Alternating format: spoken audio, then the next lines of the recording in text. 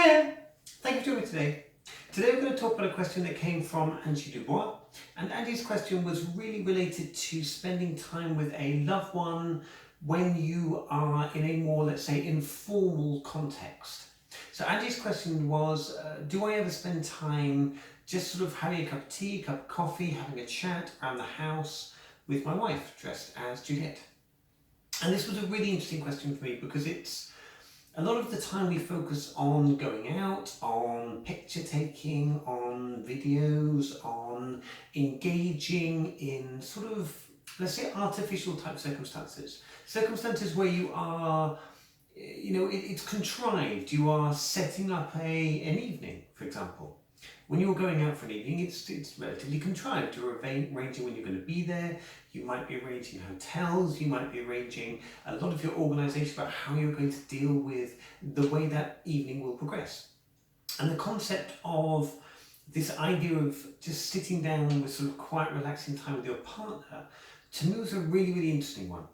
And the first thing I'd have to say from my perspective is no, it isn't. It isn't something that I do. It isn't something that we do. I think I would be happy to do it, but I guess the question comes around to one of familiarity with your partner.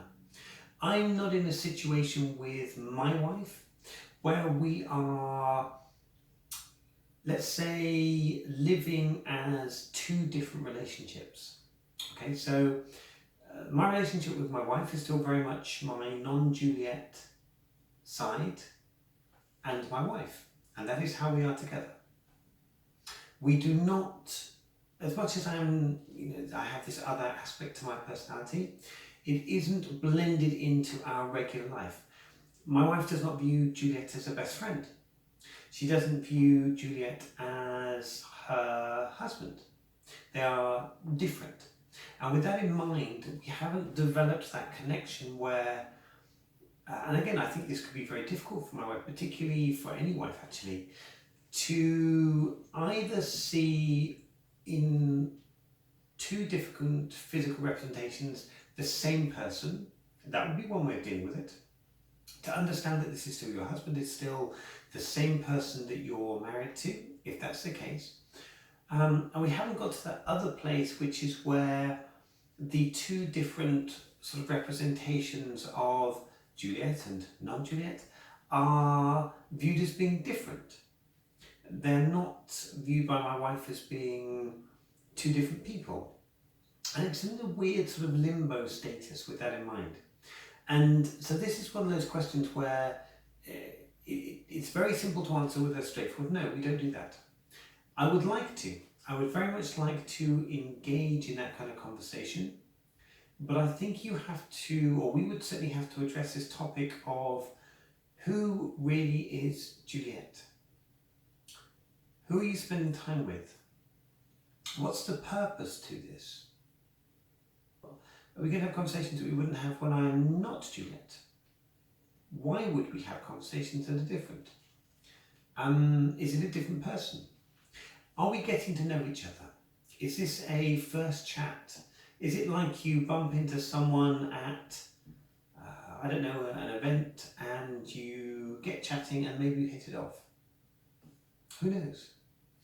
One of the difficult things I think is that if you recognise that perhaps you have two different personalities, you have a very different personality when you're dressed, I think you have to be open to the expectation that your partner who likes you as they knew you may very well not like your personality when you're dressed. And that's an interesting question. I think it's important to understand and to recognise as an individual. Am I two different people? Is it reasonable to expect a person to treat those two people the same, to extend to the other representation the same level of trust and respect and openness that they have with the person they married? That's a very, very different, very difficult sort of philosophical type question that I think I genuinely don't have the answers to. I know I'm different. I know I present differently. I speak differently. I don't have different views, but I will articulate them in different ways, and I will push my sort of thoughts forward in very, very different ways. I'm a very different person to approach when I'm Juliette. And that's not what my wife knew for the vast majority of our marriage.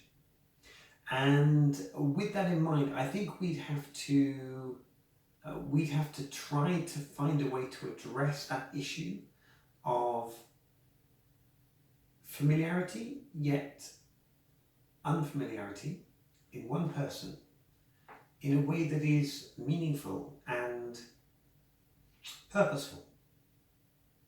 And we aren't there yet. I can say that very, very, very sort of matter of fact. We aren't there yet. My wife doesn't look forward to spending time with Juliette.